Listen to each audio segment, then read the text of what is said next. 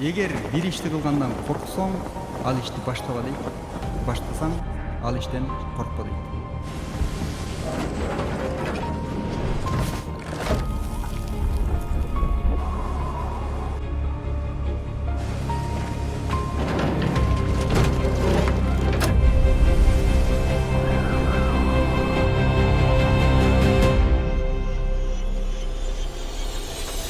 Темасына келсек, мен атты аябай жакшы көрөм. Аябай жакшы көрөм. Мындай бир суроо туулуп атат да. Ошондой бир кыйынчылыктардан өткөндөн кийин адамдардан эмнени баалап калдыңыз? Кайсы сапатты баалап калдыңыз? 2008-де кырдаал аябай жүрөктө ал өчпөйт го дейм. Англисче билем деп келгенсиң, биздин тиги нарында ала тоодо окуган эмебиз английскийбиз аэропорттон келгенде эле түгөндү да. Бүттү да аяктан. Кудай Таала жакшылыкты да бир жолу жакшылык менен тааныштырган экен да. Мен баарыбыз тракт чөйрөсүндө жүрбөйбүзбү? Электрак алат. Ушунда кыйын бизнес да. Оор. Ошонун аягына чыгат, кичине кырсыктап бирден болуп калса чыгып кетет да. Ар жагына албайчы. Ийгиликтүү трак компанияларга карасаңыз, булар 3 жол жабылып 4 жол ачылгандар да. Сиз өзүңүз ийгилигиңиз үчүн бир ийгилик жараткан киши катары эмне төлөдүңүз? Эң чоң төлөгөн нерсеңиз эмне болду? Мен ушул кыйынчылыктан өтсөм, мен болду. Былайча айтканда, дүйнөнү багындырам деп.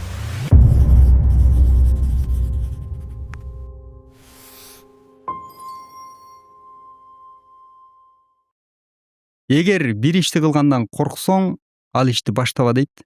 Баштасаң, ал иштен коркпо дейт. Бул Салам Америка подкасты. Мен Алмаз Көчөрбаев. Бүгүн биздин студияда өзгөчө бир коногубуз бар. Чикаго шаарында эмес, Америка Кошмо Штаттарында аттын кашкасындай белгилүү болуп калган бизнес чөйрөсүнүн өкүлдөрүнүн бирөөсү, биздин жердешибиз, бир тууганыбыз Жакшылык Мурат. Студиябызга кош келипсиз. Рахмат байке. Эмнеден баштайлы? Сразу эле биринчи суроо. Кандайдыр бир деңгээлде бир ийгиликтерге жеттиңиз да. Эгер ошонун баарын алып таштасак, статусту алып салсак, байлыкты алып салсак, мисалы үчүн атыңыз эле калса, Жакшылык Мурат дегенди кантип тааныштырасыз? Ким ал? Биринчиден чоң рахмат атайын чакырганыңызга. Анан мен подкастым биринчи подкастым. Эң сонун тушоо кесип экен да. Ага чейин, буга чейин баягы мурун Азаттык радиосу жана башка журналисттер келип кыска нуска интервьюлар берип жүргөнбүз. Анан бул сиз айтып атпайсызбы? 1 сааттан ашык болот деп жана мондай микрофон тактырып буяка алып келип камап эмеге тиги операцияга кирчүдөй эле кылып даярдадыбыз, билбейм, бирдеке болупчу. Анан биринчи подкаст болуп атат, Кудай буйрса, өзүмдүн тажрыйбаман, өзүмдүн болгон окуялардан, кайсы күн ким элек, ким болдук, ким болобуз дегендерден пикир алышабыз. Эң сонун. Биринчи келгенде менин мүдөм, менин планым акча табуу деле эмес болчу да. Мындай жаш кез, 20 жашта да. Башкача бир максаттар менен келгенбиз. Окуу, билим. Окуп, анан Америкага өлсөк дегенчи. Анан ушундай кылып окууну бүтүп, анан ушундай ийгиликке жетсек деп, анан биз баягы ата эненин тарбиясыбы, айтор байлык, анан бийлик деген нерсеге көп деле ушундай тарбияланып турбуз. Көп маани бербейбиз да. Анан эгерде ошонун баарын азыр ишмиш баягы ичмердик баарын алып койсок, мен кыргыздын эле карапайым айылдан чыккан бир балким коомго кандай жардам бере алам деген бир жаран. Эң сонун. Айылдык бир жаран болом го. Эң сонун. Америкага студент болуп келип, азыр мындай чоң ишкерлик багытта кетип баратасыз. Мындай бир суроо: Америка сизди канчалык өзгөртө алды? Эми мен тетиги качан келдим дегенден баштасак, бизде Буштун убагында келдик да.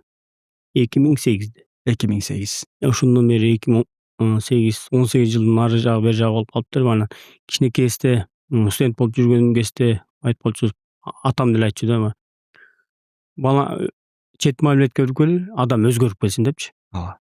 Анан биз азыр жашоомдун жарымын Америка өттү. Анан чет мамлекет дегенде азыр мындай ойлоп калдым да, Кыргызстанга барып келип өзүмдү өзгөртсөмбү, жашоону өзгөртсөмбү деген деңгээлге келип калдым да, тескерисине болуп калды да. Азырчы Туура. Биякта ошондой болуп калыптанып калды, калдык. калыптанып калдык да. Анан өзгөрдү дегенде бул каалайсың каалабайсыңбы, Америка өзгөртөт да. Албетте. Биринчи эле келгенде элементарный стоп сайынга токтогондо, мен өзүм шашма адаммын. Стоп сайынга токтогондо ар бир квартал сайын стоп сайын ушуга мен токтоп өтөмбү, өмүр Америкада келемби деп ошого кыжалат болчумун да. Андан кийин Американын системасы стоп сайынга токтотуп 2 жолу тикет алгандан кийин ошонун маалына эле башка стоп сайынга ошо системага ошону салып коет экен да. Бат эле. Макул 1 жылгачы, 2 жылгачы, макул 10 жылгачы, 7 жылгачы. Андан кийин сага очойгон жанагындай билдер келгенде же болбосо кайрып келгенде анан кечирип кой. Айла жок. Айла жок. Туура. Бул баягы адамды системага киргизүүнүн бир жолдору, ички дүйнөдө дагы бир өзгөрүүлөр болду да. Туура, мисалы үчүн студент болуп келген болсоңуз азыр үй бүлөсүз деген сыяктуучу. Окуйм деп келген болсоңуз азыр билим алып, отурукташып калыптанып калган киши катары. Ошол багытта кандай өзгөрүүлөр болду дегеним. Эми азыркы биякта жашап төрөлбөгөндөн кийинчи биз кандай болсо да америкалашып кете албайбыз, эткенбиз да. Анан менин досторум айтып коет. Өзүм деле айтам, оюн кылам. Айылдан Жакс кетти, бирок Жакс айылдан кеткен жок деп. Туура. 18 жыл болсо делечи. Ала келдим. Мен айылдан кеткен жокмун. Менин баягы балким Американын системасына жашоо бир иштөө методикасы же адамдар менен сүйлөшүү бир башкача методика өзгөрүшү мүмкүн, бирок менин характерим, менин мүнөзүм ошол эле боюнча. Эң сонун. Кайра эле ошо Instagram баракчасына кайта турган болсок, өткөндө бир ранчодо бир ат минип жүргөн видеону көрүп калдым. Сыймыктандым да. Баягы бул жерде баягы неме кошомат кылган жерим жок. Башкача да. Каяктан дейм да, ошол немелерчи, баягы навыктар. Эми биз кичинекейибизде айылда чоңойгон үчүн ат жалында чоңой өстүк да. Анан өзүңүз билгендей Америкада ат мине турган жерге бардык да, парктарга барсаң, тигине барсаң жете эле калат да. Жете эле калат да, беймиңиз болуп атат дейм. Эми беймиңден биздин окуган китептерде, биз окуган тарыхта мине албайсың да. Анан бейекен десең, эмне болупту, чуркайт да, азоо да дейт да. Ошончу. Анан акырын жетелеп коет да. Жетелеп койгон эми айылда чоң улак тартып чоңойгон анан келип эле 10 жылдан кийин анан жетелеп беймиңиз койсо өзүңдү башкача болчу. Анан как раз Висконсинде алып барып калышты. Бир тааныштардын эмеси экенчи. Анан лейген аттары бар экен. Анан келип биринчи жоош мингизди. Жоош мингизсең анан депчи. Анан чаап көрөйүн десе чаап көрдү, акырын кылды. Анан жоо баспай койду. Анан муну бербейсиң десе берди. Анан чаба берейин десем чаап көр дейт. Анан ары чапкылап, бери чапкылап, айыл сонун экен да. Ары чап. Кан кайнап, Андан кийин айтат ал. Менин канча досторум бар, тааныштар бар. Эң эле жакшы чапкан сен экенсиң деп калды да. Таң калды. Мен да баягы. Ошону айтып атпаймынбы, мен Жакс айылдан кетсе да, Жакс эмеден айыл Жакстан кетти. Айыл Жакстан кете элек да. Сонун болду. Бирок жакшы жактары да бул. Кыргыз баягы жигит ат жалында деген ат биздин канатыбызда. Жана бир эски кинолорду көрүп калам.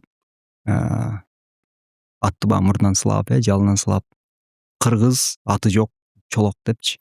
Бул атты андан экинчи мен барбай койду, бербей койду да. Болду деди.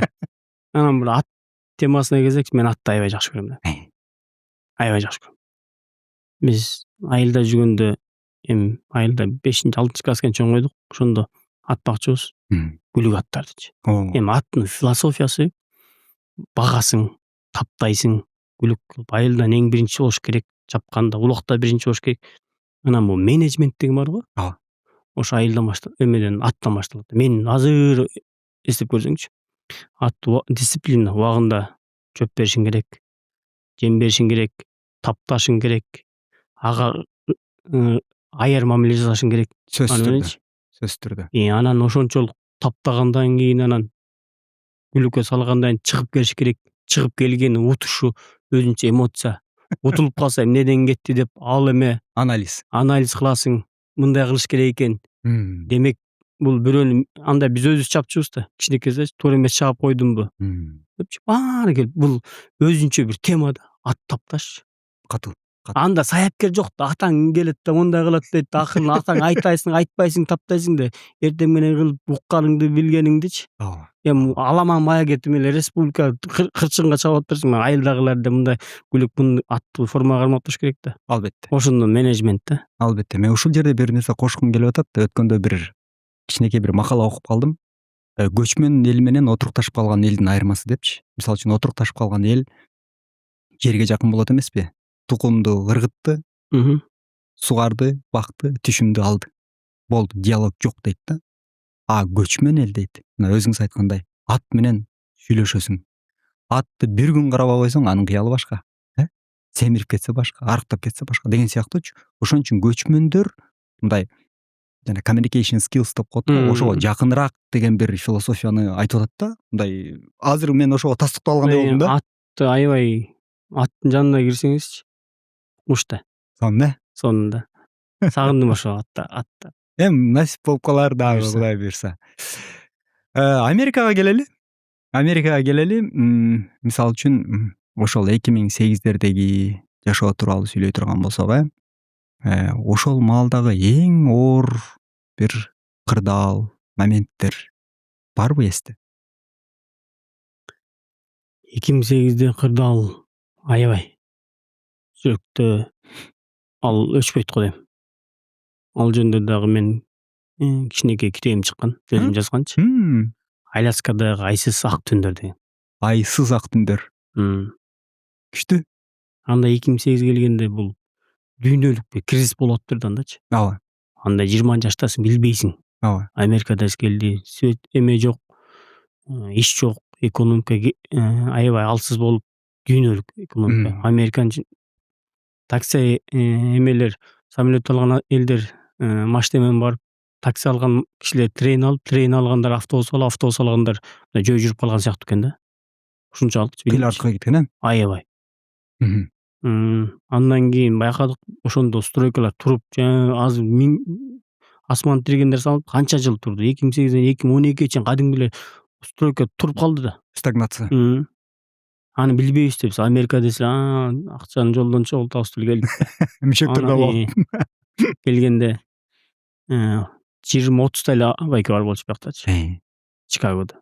Анан муну майрамда азыр мына 31-ине даярданып атабыз. 5000-6000 кишиге келет деп күтүп атабыз да. Мисалы үчүн, Анда бир үйдүн аркасында эле жогула калчубуз да. Анан ошентип жумуш издеп, жумуш, телефон жок, Google жок, WhatsApp, iPhone жок кезде. Телефон жок. Ошондон 10 күндөр тээ Чикагодо иш издеп, иш таппай, анан тээ алыскы Аляскага кеткен. Ошол жөнүндө кененирээк токтолсок. Эми Аляскага ага чейин баягы биякта такси иштейт, байкелердин баарычы боюнча. Анан айтып калды. Таксиге окуш керек, жаш жетпейт, 21-ге чыгыш керек. Эмне мындай, жайында жаңы келдиң. Англисче билем деп келгенсиң, биздин тиги нарында ала тоодо окуган эмебиз, англискибиз аэропорттон келгенде эле түгөндү да. Бүттү да аяктан. Анан азыр баардайым Жумо байке бар, Замир деген байкөкө. Алар Турциядан ошо work and travel менен Аляскага барыптыр дагы. Аякта жакшы акча кылыптыр да. Балык, фишинг. Сонун болчу. Кызык. Анан келип биз достор менен келдик да. Группалаштар бар, классташтар бар. Келип 4-5 адам келип, анан келип жакс барсаң, сен Аляскага барып, сен иштесең, сен иштейсиң, бар деди. Макул барайын да, каяктан табам? Десем бир Yellow Page деген бар, азыркы Кыргызстандын справочниги да. Ошондой бар. Анан чалып отуруп, сен ушундай кел деди. Аляскагачы. Анан үчөөбүз бармакпыз. Күн жакында эле бирөө тирс кетти, мен барбайм Аляскага эмне бар деп. Экинчиси секирди тарс депчи.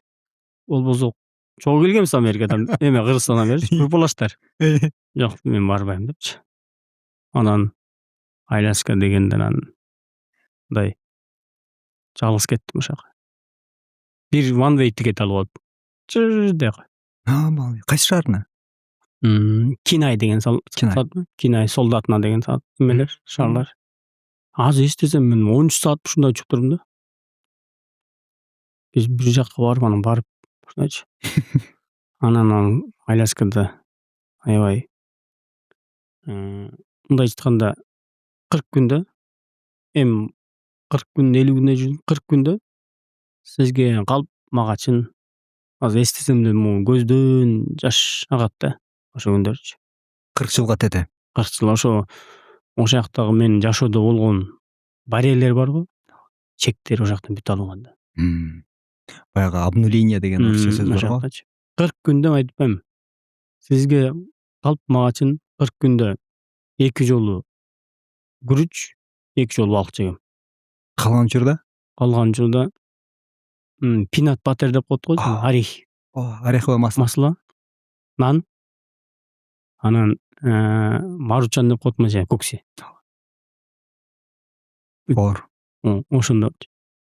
Ошондо канча жаш? 20 жаш. 20 жаш.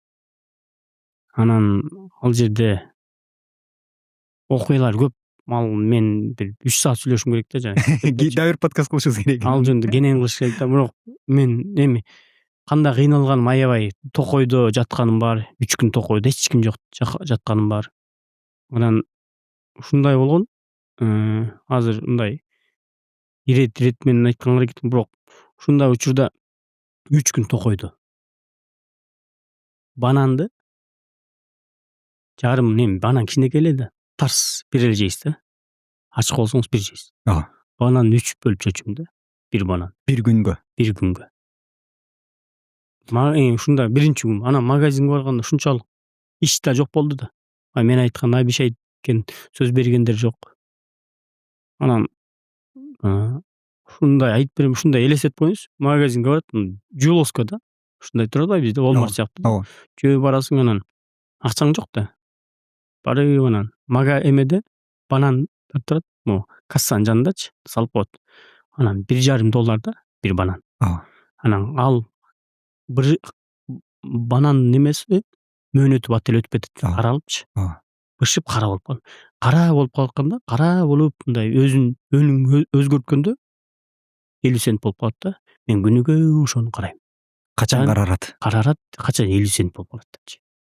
Анан 50 цент болгондон алып оор жейн банан. Оор. Балким ошол маалда Кудай Таала жакшылыкты да бир жолу жакшылык менен тааныштырган экен да. Ушинтип айтсак туура болобу? Да. Келип самолетту учат. Анан талаа да, токой. Каякка учуп атат билбейсиз, анан ошот самолетту артынан кучак эме чуркап ала кет деп ыйлап кадимгидейчи. Ошондой жыргап каласың, өзүңдү алдайсың да. Ала кет деп мындай. Жаш бала эми элестетиңиз, 20 жашта бол, 20 мындай чыккан, 20 жаш чоң эле бала да. Келип ала кет деп кыйкырып кылсаң ичиңде бошоп калат да. Азыр баягы күлкү менен жылмаю менен эстеп атпайсызбы? Эми андай учурлар Кудай Таала жакшы көргөн пенделерине ушундай бир сыноолорду берет дейт го. Балким ошондон. Мен ошондо азыркы күнүмгүндөй эсимде. Мен уш кыйынчылыктан чыксам, мен уже кетем дедим да. Кыргызстангачы. Мен кетем. Мен Бишкегимде урдум, Чикагону урдум, ошо жака нарынга эле айылга барып эле атпагам депчи. Анан сөз бердим ошол жактачы, азыркы эмеде, жазылды күндөлүгүмдө дагычы. Мен ушул кыйынчылыктан өтсөм, мен болду. Тайча айтканда дүйнөнү багындырам деп. Ошенткен да. Оозуңузга сала бергендей болуптур. Кудай Таала. Ошентип айтканда мен эмемде жазылды. Эми мисалы үчүн бир кичинекей кыстырма. Эми Канада менен Россия бирдей эле болуш керек, мисалы үчүн. Мен Россияда окудум да. Ошондо эртең мененки соордо пирожкинин жарымын, анан кечинде ооз ачаада ошол пирожкинин жарымын жеген күндөр болгон да. А калган убакта тамак жокпу деген суроо да. Тамак бар, бирок чочко болчу да. Ушундай убактар болгон да. Анан бирок мен азыр эми аябай күчөтүп айткым келбей атат, бирок ошол маалда жегендей даамдуу пирожки жебедим да кийин. Сиз дагы жакшы өзүңүз пирожкиңизди жеп атпайсызбы? Анысы бар. Биз барганда, мен барганда жанагы вендинг машиндечи берет го эмелер, шоколадтарчы, акча салыпчы. Жесең бир башкача башкача даамдар келет го жанагы. Ооба. Ошондой да. Кийинки суроого өтөлү. Көпкө апарып келесиз, мен алыска апарып келесиз да. Жакшы. Баягы кээде адам жанагы Шералин чокой деген сөз бар го кыргызда. Сонун сөз. Аябай сонун сөз. Кээде эстеп турушубуз керек ушул маалда. Ошону эстеп кийин кичине буттан туруп калганда бир 2010 жылдан барып келдим. 10 жылдан барып эски баскан издер. Эски бастарды онда калкып жатыптыр. Мен ошакта таанышкан жакшы бир үй бүлө бар. Мен андан кийин жакшы ошонун үйүнө баргам да. Интернеттен ошол үйүнө барып кийин учурашып барып келдим. Дагы азыр Кудайым буйрса үй бүлөм менен пландап барып келген сонун. Вообще сонун. Бирок ошондо баары Аляскадан, то есть жумуш табылды да, туурабы? Жумуш болду да. Жумуш табылды, болду, бирок Сиз ойлогондой эмес. Аягында результат да, аягындачы. Ооба. Кайра билет жазып баскан турганың мындай. Акча таппай келдик да. Бирок опыт, тажрыйба мол. Балким ошону өтүш керек эле. Өтүш керек болчу. Сонун. Мындай бир суроо туулуп атат да. Ошондой бир кыйынчылыктардан өткөндөн кийин адамдардан эмнени баалап калдыңыз? Кайсы сапатты баалап калдыңыз?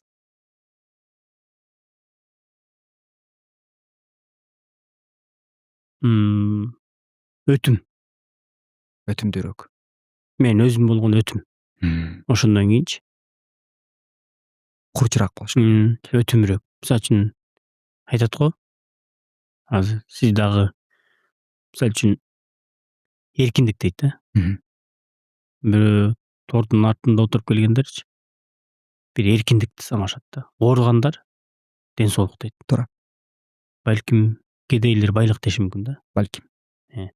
Мен ошакта жүргөндө баягы ар кандай өйдө ылдый болду. Өтүм. Билбесең сура, өтүм. Never give up. Тартынба. Сонун Сонун.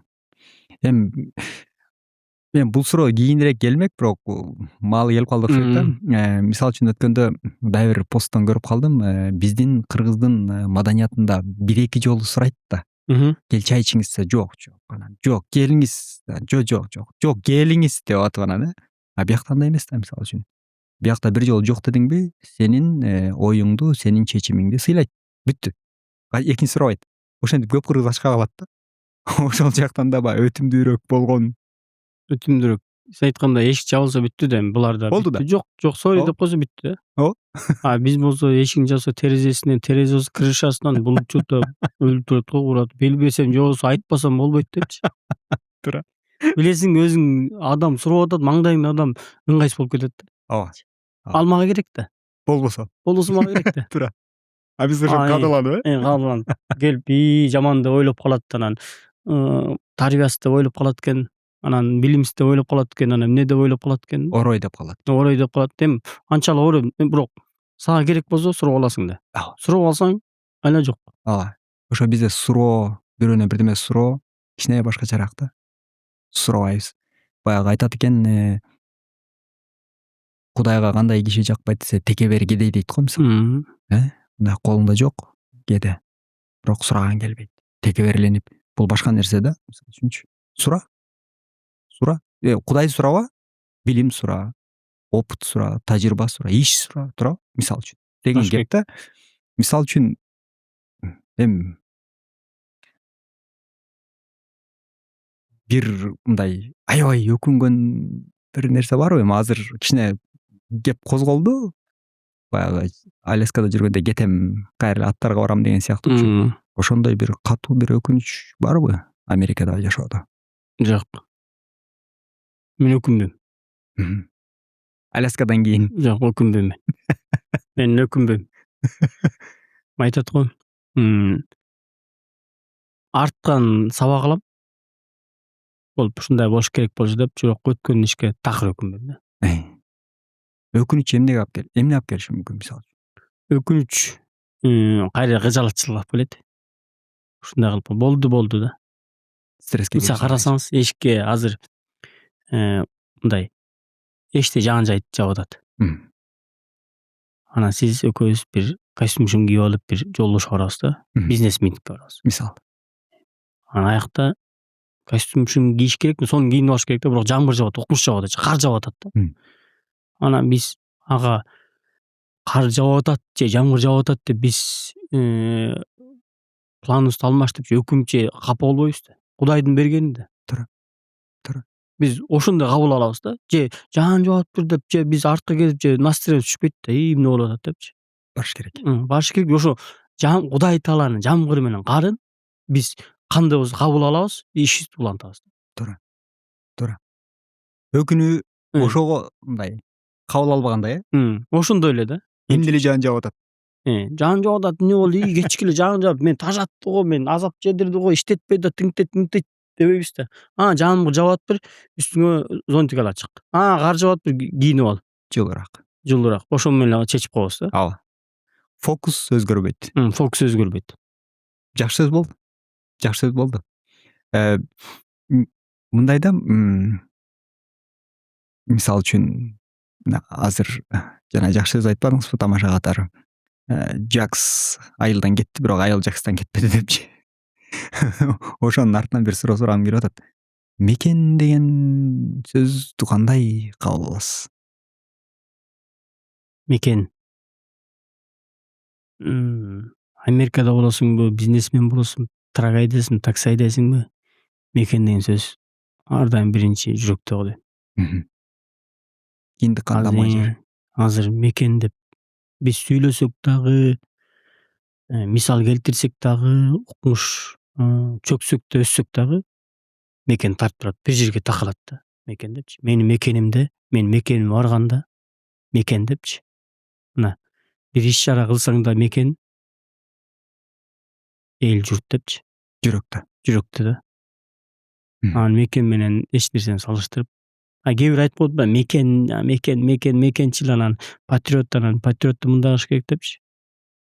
Бирок мекени жокторду менен сүйлөшүп көрсөңүз, ошо мекендин кандай кадыр бар экенин.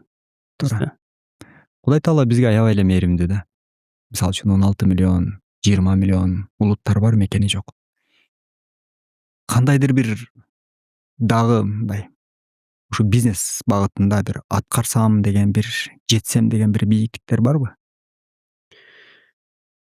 Бизнестен баягы тракка чейин, трак айдагы чакты, такси айдап жүргөндө параллельно көп чакан бизнестер кылып калдым да. Моллго кирип, жанакындай азыркы анда түрктөр көп болчу да. Орнамент Крисмаста сатып, тиш, анан Walmartка, эмеге, Amazonго кирип бирдемечи. Анан көбүнчөсүндө мен акча тапчу эмесмин да. Таппай эле кайра минуска кетип эле бирдемке болду эле, ушу убакыт менен өзүмө жагып элечи. Анан ошо иммунитет бир психолог, ошондо атмосфера бир жаралып калыптыр да. Биз бизнес кылсаң эле, кыласың, жакшы пландайсың, монда кылат деп туруп, акча таппасаң эле көнүп калгандай болот. Кайгырбай элечи. Тура. Анан көп бизнестер ошентип элечи, мындай кыла берейин депчи, баары акча болсо болду, болбосо болбойт да депчи, анан ушундай болуп кетем деп деле пландайсың, бирок болбой калса деле окей депчи. Анан бизнестерди ачып колумда трак кирдик, тигиндей мындай, анан баягы кичине түшүп, мындай акчасы берекелүү болуп бирдемке болуп атсачы, демек болот турбайбы депчи.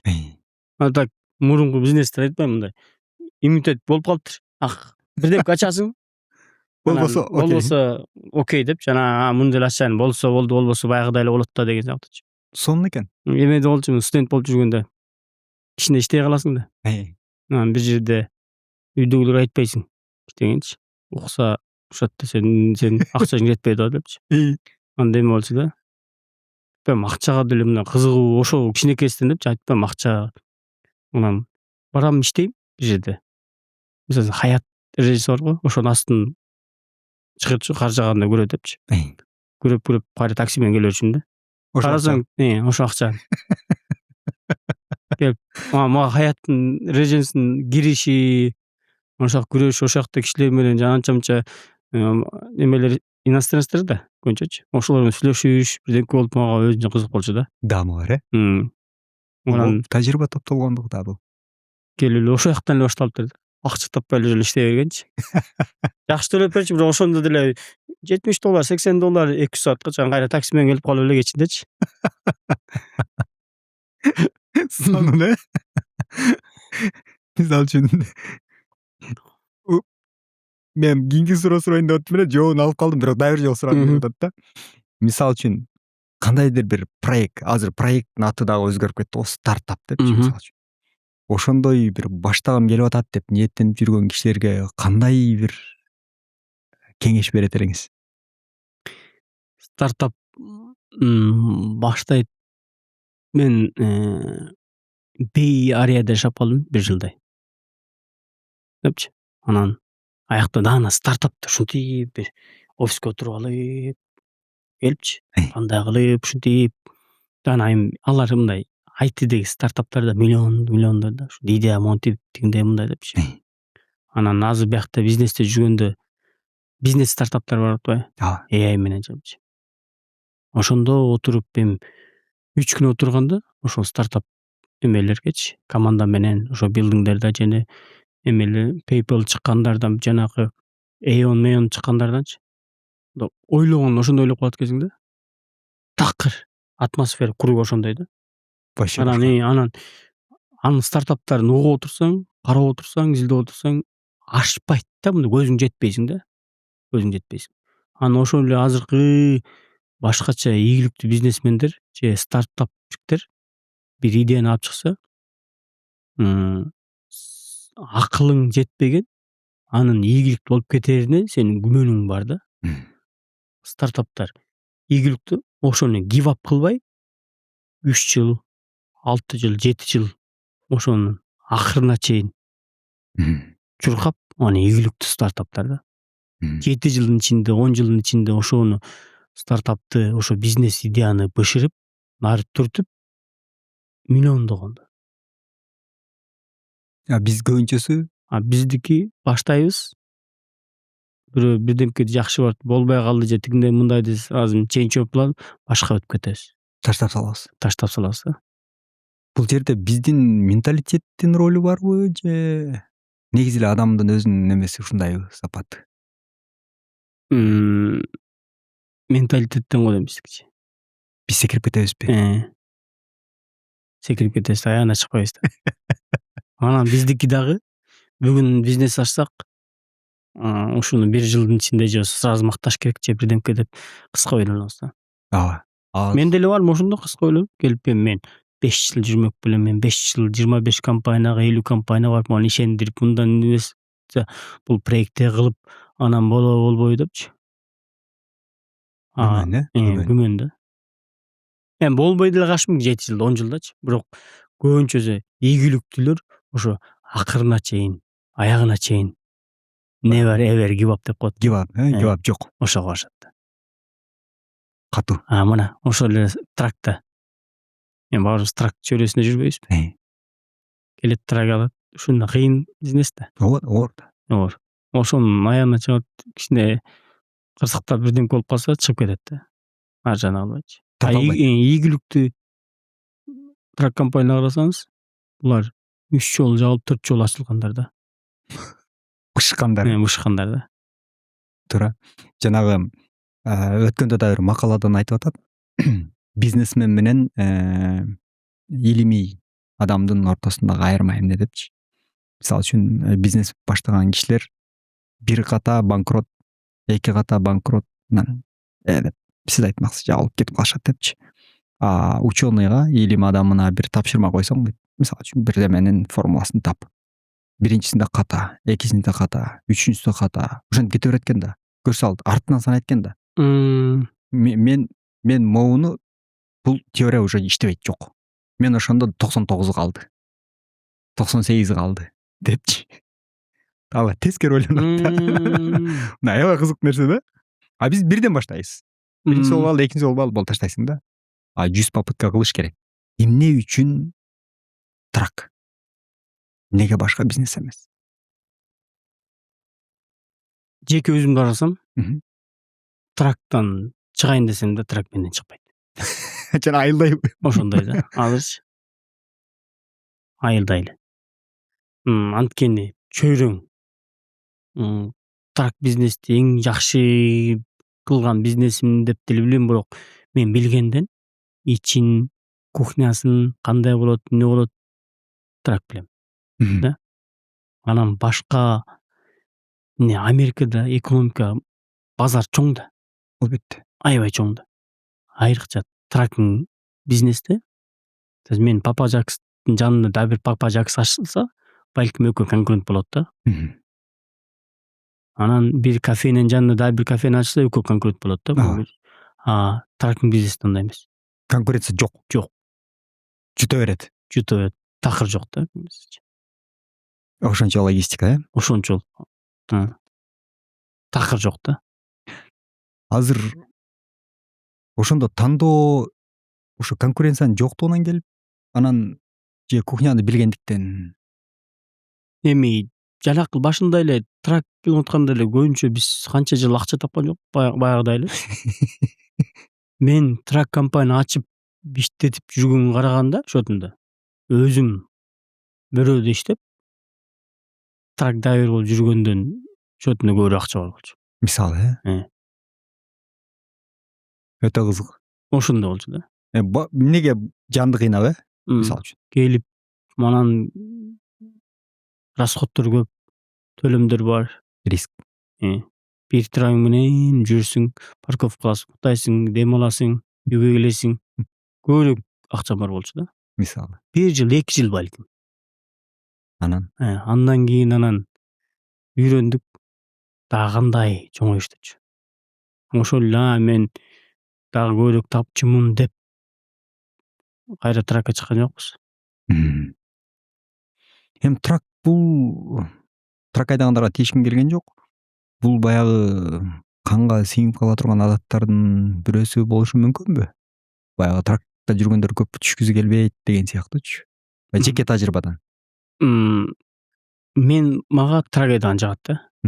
Мен рахат менен айдайм. Аябай трактар мен 4 жыл айдадым, 5 жыл айдадым. Эртең менен душуңду алып, завтрагыңды кылып, ременди тагып, итай кылып айдасаңыз, мындай 1000 майыл, 700 майыл урасыз да, жакшычы. Анан кээ бирөөнө жагат, кээ бирөөнө жакпайт. Акчасы мындай эмес, акчасынчы. Аксы табат, көп табат да, бирок трак айдаган мага жолго жүрүш мага жагат да, жакчу. Өзү. Тракты уктаган, алыста. Ошончу. Эми дешим мүмкүн, кимге эле жагат трак депчи, бирок мага жакчу. Мен бүт досторум бүт билет. Сизге эле жагат депчи. Мен рахат алчумун да. Аябай рахат алчумун. Эми азыркы трак драйверлер келе турган болсок, азыркы бир трак драйвер айына, мындай айтканда, ал экөөбүз келип башыбыз менен, кыргызча айтканда башыбыз менен жер казсак да андай акчаны таппайбыз. Кандай иштеңиз? Болгонун айтпайм. Бир драйвердин бир орточо компаниянын тапканынан көбүрөөк болушу мүмкүн. Керек болсо, Керек болсо. Бир драйвердин айлык кирешеси бир орточо бир компаниянан көбүрөөк болушу мүмкүн да. Ал ойлоп атат, элдин баары кээдечи компания болсо эле, акчаны көрүп атат депчи. Макул, азыр жакшыраак маркет кичине табышы мүмкүн да. Бирок мындай орточо кичинекей трак компанияга караганда жолдо жүргөн бир драйвер көбүрөөк табат да. Керек болсо, Керек болсо. Ушунчалык жакшы кылган ишиң менен тапкан акчаңын айырмасы бар да. Албетте, албетте. Эгерде сиз шахтада иштеп, ушунча күнү түндө 200 метр кирип, бир 8 саат иштеп, анан таап акча алсаңыз, акчасы жакшы, бирок иши да окмуш да. Өлүп калганга ошол жака басып калганга риск бар депчи. Албетте. Киргенден чыкканга коркуу депчи. Албетте. Трактын иши анчалык да оор эмес. Айдайсың. Бирок акчасы жакшы. Ошон үчүн баардыгы түрбүп тракта иштеп ийгиликке жетип аткандар да. Трак бизнес. Мгм. Бул бирөө айткан сөз, жакшы бир бизнесмен сөзү бар да. Tracking is not success, key of success. Мгм. Бул ийгилик эмес, ийгиликтин ачкычы. Ачкычы. Трак ошондой эле да. Мгм. Тракка бизнес киргенде, тракты бизнес кылып, параллельно Papa Jacks'ты ачыңыз. Параллельно башка бизнести кылыңыз. Параллельно бирдемкелер кылыш керек да. Бул баягы тепкич сыяктуу. Тепкич сыяктуу эле. Аякта калып калыш. Кирдиңби, сас чыга албайсың. Чыга албайсың. Мүмкүн эмес. Мүмкүн эмес. Ушунчалык ийгиликтүү болуп чыгасың, жанакындагычы, же болбосо банкрот болуп чыгасың. Башка жолу жок. Башка жол жок. Башкача сата да албайсың. Йоо, туура. Сата да албайсың. Туура. Ошол эле учурда мисалы үчүн азыр жана драйверлер жөнүндө сөз болбоду, айдоочулар. Ошо айдоочулар кандайдыр бир электен өтөбү, тандоо системасы деген сыяктуу. Азыр электен өтүш өзүлөрү эле өтүп калды. 2 жыл мурун карасаңыз, анан тиги компания, бул компанияны жеп атат, урдап атат, тигиндей, мындай, жакшы жаман депчи. Азыр драйвердин баары электен өттү. Баары Система өткөзүп койду. Система. Жанагы стоп сайын сыяктуу. Өткөзүп койду. Азыр чек мынтип айдашат да баардыгынчы. Бул компания үчүн эмес, өзү үчүн. Өзү үчүн. Кым кетсе, кечирип кой. Мына өткөндө бир драйверимди алып кетти детеншнден. Овервейткен, жүк оор экен, дөңгөлөктүн эмесинен. Өйдөрөк, весттен өйдөрөк экен. Ошон токтоду эле, ошон үчүн алып кетти да. Эгерде ал балким драйвер мыйзам менен жүргөн болсо, текшерип ашырбай албайт болчу. Токтотпойт болчу, детеншнге кирбейт болчу да. Ошондо мисалы үчүн ошо сиздин компаниянын айдоочуларына кам көрүү деген кандай? Мисалы үчүн, эгер детеншнге кирип кете турган болсо, жоопкерчилик барбы сизде? Бизде ар бир Тунчлоо деген компания бар, юридический. Ошо менен меморандум кол алганбыз. Келишим бар, Келишим бар. Бизде 2 эле драйверди алып кетти. Бирөөнүн өзүнүн адвокаты бар экен. Өзү иштеп атат, адвокат. Адвокаты болгондо биз баардык документтер анда бар экен. Биз мындай балким финансый жардам берип атабыз. Болду да, кичине спонсор ушу сыяктуучу. Кийинки алып кеткенге биз адвокат жалдадык, акчасын төлөдүк. Азыр бизден эмне керек болсо, эми колуту байланды детеншндачы. Ооба да. Биз үйүнө Россияга чалып, мындай документтер керек экен, адвокатка берип атабыз. Акча жагынан камсанабагыла чыгат деп спонсор таап бердик. Эми жаңы келгендерден алар айтат да, сурайт да. Ошондо белгилүү да. Документи жаңы келгендердин тааныштары деле чектелүү, анан жакшы green card citizen бирөөлөр болуш керек да. Ошолорду таап бердик. Ушундай жардам бере алабыз. Мен кепилдик берем депчи. Биздин эң биринчи жардам көрсөткөнүбүз ошо. Анан адвокат ишин бүтүрөт, акчасын берсең. Анан сот чечет да. Албетте. Бул аябай жакшы экен. Аябай жакшы. Бул камкордук да. Адамгерчилик. Анан келгенде драйверлерге айтабыз. Бардын документтерин азыр эле чогултуп алганбыз да бизчи. Адвокатың барбы? Бер адвокаттын номерин. Адвокатың жокпу? Болду, баардык документтерди мага чыгап кой. Сен алып кетсе, мен сандыгыңан издеп жүрбөйм, мен адвокатка бере карайын депчи. Тынчтоо. Туура. Неме жөнүндө сүйлөшсөк? Papa Jacks жөнүндө. Мексикалык кухня менен кыргыздын ашканасынын мындай аралашкан жери. Эми бул Papa Jacks деп биз баарыбыз билгендей, бул ушул офисте 2 жыл 3 жыл отурдук да. ооба Бизчи. Анан кирип чыгып, эми локация жайгашкан жери аябай жакшы. ооба ыңгайлуу Баарыначы. Анан ойдо бар болчу ушундай фастфуд ресторандар көп Кыргызстандачы. Ачсакпы, ачсамбы депчи. Мгм. Анан да бул жанагы мурунку эле тажрыйба да. Сураш керек сура. Өтүмдүүрөөк болду деген ошол эле да.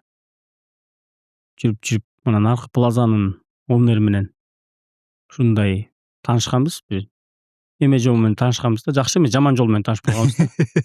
Сен тыраңды бияка коюп атасың, мен ресторанын аркасына жылдырышың керек дегендей мындай депчи. Кызык. Кызып таанышып анан жүргөндө бир билет ушу зданиянын оунери, аркы зданиячы.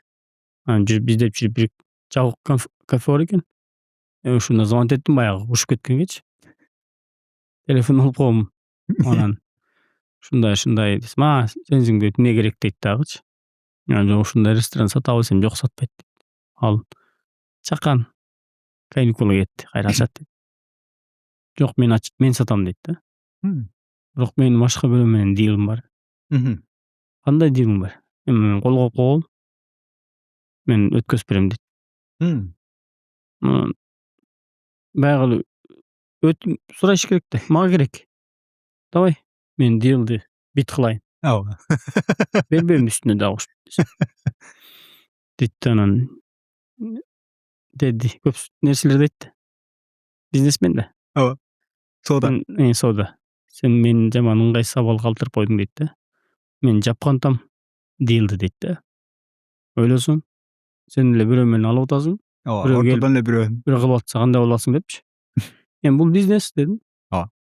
Бизнес. Кызыкчылык депчи. Эгерде мен сени алып аткан бирөө менин досум же бирөө болсо, анда башка кет депчи. Туура. Десем жок дейт да. Анан жолуп бердим өзүм оферимдичи. Кабыл алды. Насип. Кабыл алды. Баягыдай эле да, акча жок же баштап аласың да бирден элечи. Ошондон анан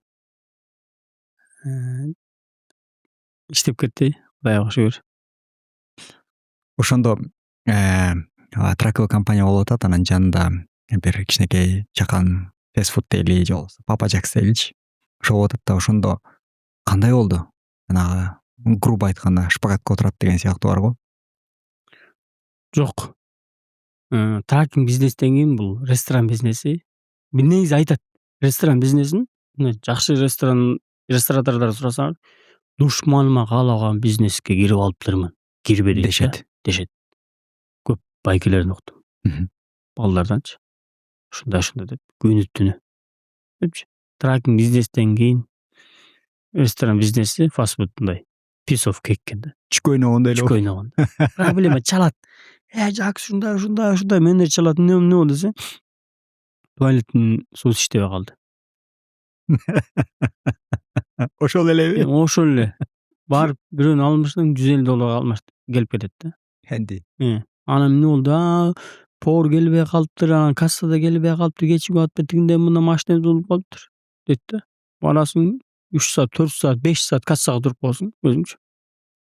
Клиенттер менен сүйлөшүп Маселе жок болду. Продукт түгөнүп калды. Же бирден сынып калып келе каласың. Трактан кийин? Тракта. Башкада 24/7. Азатта. Ошондо ушул баары адам стресс болот да. Канчалык чыдамкай болбойлу, канчалык неметпейли. Ушу стресс маалында кандай сыпаттар бизди кармап кала алат? Менде стресс деген нерсе Жакстын эчке сиңишпейт го дейм. Жок. Баягы тамаша барго. Я вообще не напрягаюсь дегенчи орустарда. Стресс нерсе жок. Аляскадан кийинки. Стресс нерсе жок. Стресс, депрессия деген мен айтат, ошо депрессияга кирип, стресске кирип деген нерсе мен жаныма Жакс менен стресс, депрессия экөө кесилишпеди? Параллель. Такыр кесиш. Сонун экен.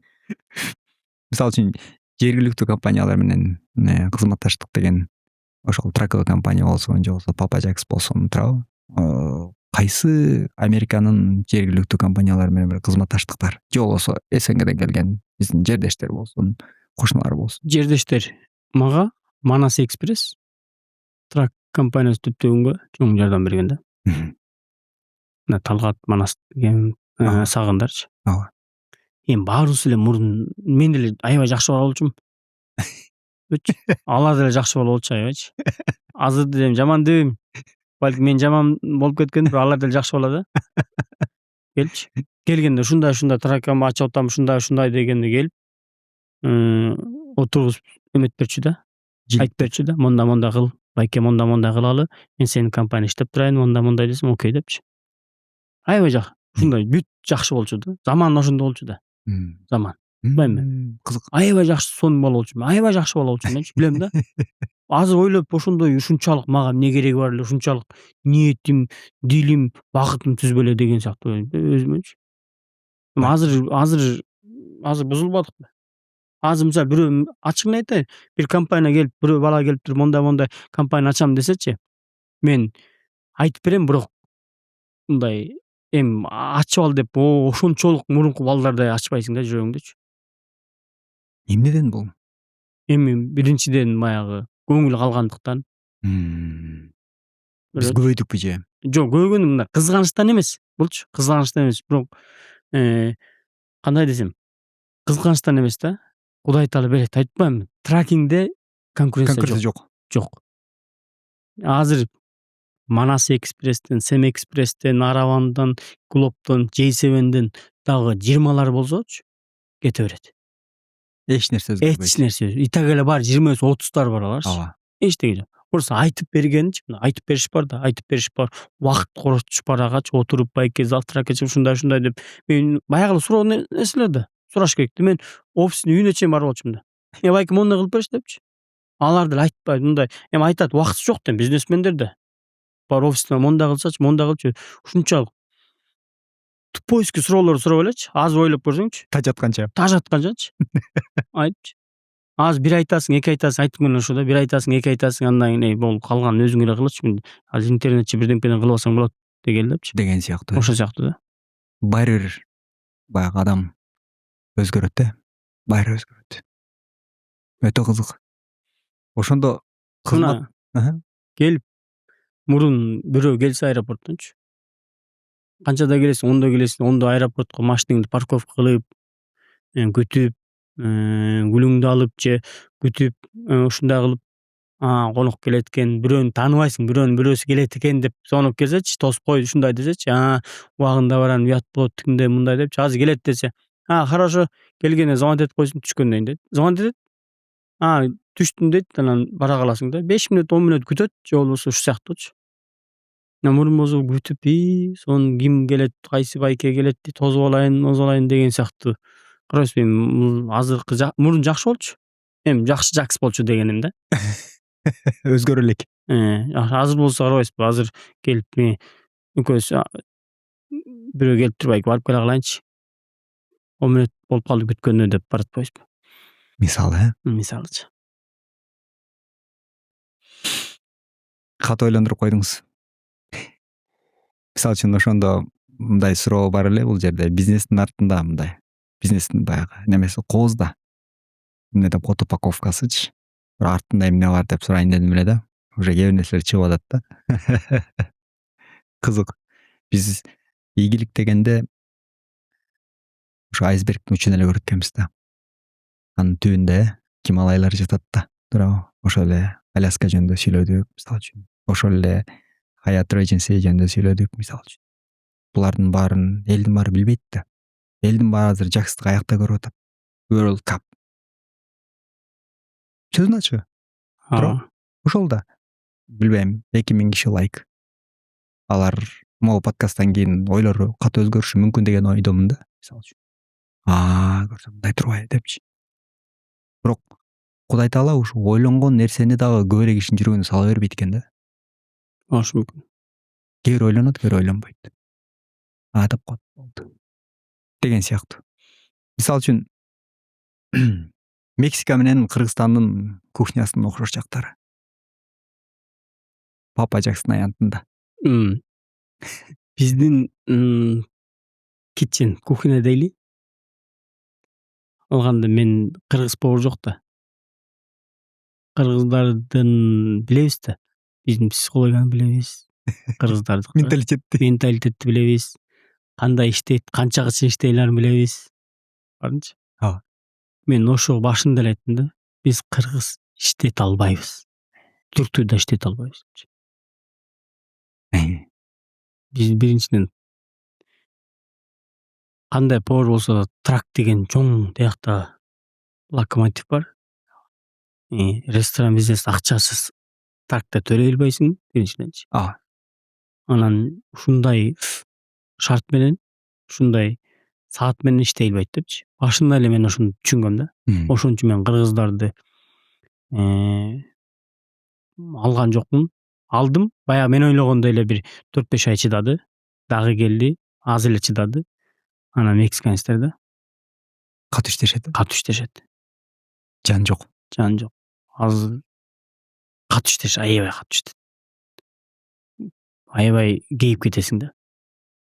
Бирок ошончолук ыраазычылык бар да, туурабы? Бар да, бонусу бар, өзүнүн айлыгы бар, өзүнүн акысы бар да. Бирок ошол эле кыргызга ошончолук төлөп берсеңиз деле ошончо саат Кыла албайт. Мисалы үчүн ошол алардын катуу иштегени, бирок ошончо бонусу, акысы деген сөз болуп атпайбы? Мисалы үчүн ошо сиз өзүңүз ийгилигиңиз үчүн бир ийгилик жараткан киши катары эмне төлөдүңүз да? Эң чоң төлөгөн нерсеңиз эмне болду? Билбейм, убакыт, ден соолук, акча. Убакыт го. Убакыт.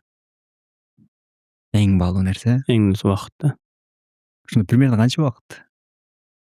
Эми өйдө төмөн болот, бирок айтпайм, жанакындай эле бизнес кыласың, бирдемке кыласың, аягында убакыт акча таппайсың, убакыт кетип атат. Убакыт да.